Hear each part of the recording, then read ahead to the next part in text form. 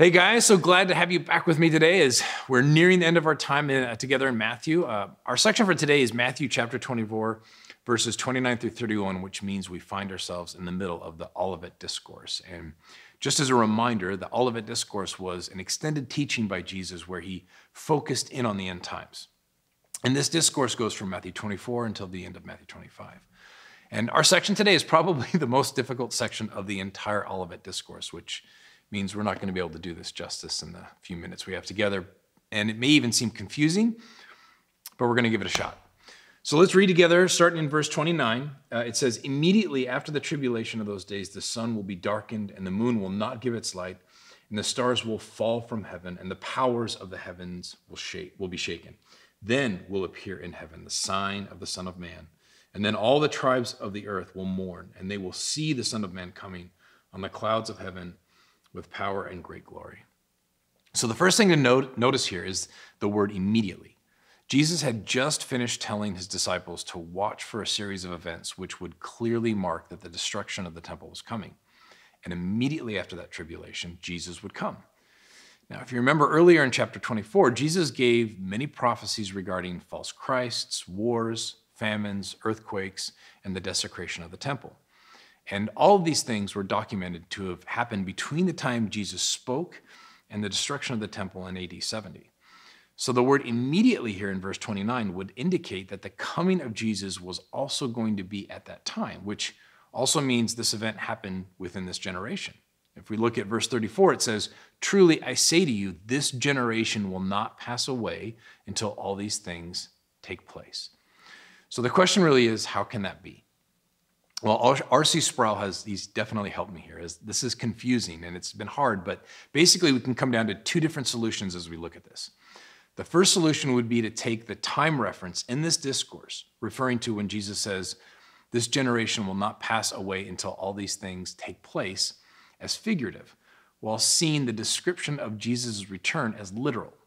So Jesus will return, but the generation in the verse wasn't describing a time frame as much as it was describing a certain type of person. In other words, Jesus was saying that wicked, unbelieving people like the scribes and Pharisees would always be around from the time of his prophecy to the time of his actual return, which could be thousands of years in the future. Now, the second solution to understanding this portion of Scripture would be the opposite of that. We treat the language Jesus used to describe his coming as figurative and the time frame reference as literal. In other words, Jesus really did return in AD 70, but the sun and moon weren't actually darkened, the stars didn't fall, and the powers of heaven weren't shaken. Those signs did not literally happen. Rather, Jesus was speaking figuratively to describe a real event. I think something that can help us to understand this better is to remember that in Old Testament prophecy, there was a very clear use of cosmic phenomenon that was linked to the description of judgment.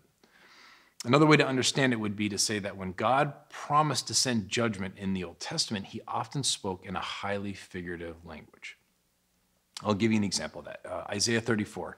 God addressed the judgment to come upon Edom by saying, "All the host of heaven shall be dissolved, and the heavens shall be rolled up like a scroll. All their host shall fall down as the leaf falls from the vine and as fruit falling from a fig tree." This kind of language is really similar to what Jesus uses in Matthew 24. Descriptions of the sun and moon and stars being darkened versus what we see in Isaiah with the host of heaven being dissolved and the heavens being rolled up like a scroll. Now, we know these events didn't literally happen. The sun and moon didn't cease to shine and the heavens weren't rolled up like a scroll, but what we can see is that the prophecies of this nature were often explained through metaphor in order to communicate their cosmic significance. So it could be that the best way I know how to describe our section for today would be to understand Jesus' language as figurative, but he was describing a judgment event, the destruction of the temple that happened within that generation. When Jesus said, "The Son of Man coming on the clouds of heaven with power and great glory," he was telling the disciples he would carry out judgment on Jerusalem in AD 70, but he was not referring to his final coming. So I just want to end with something that R.C. Sproul said regarding our section for today, because this is hard.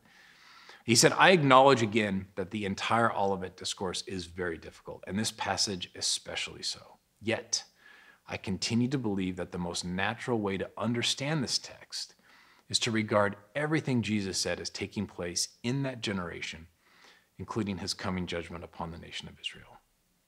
So I know this section is hard, it's difficult. Hopefully this has helped you guys to shed some light on how to better understand what Jesus was saying here. So God bless, love you, and we'll talk to you soon.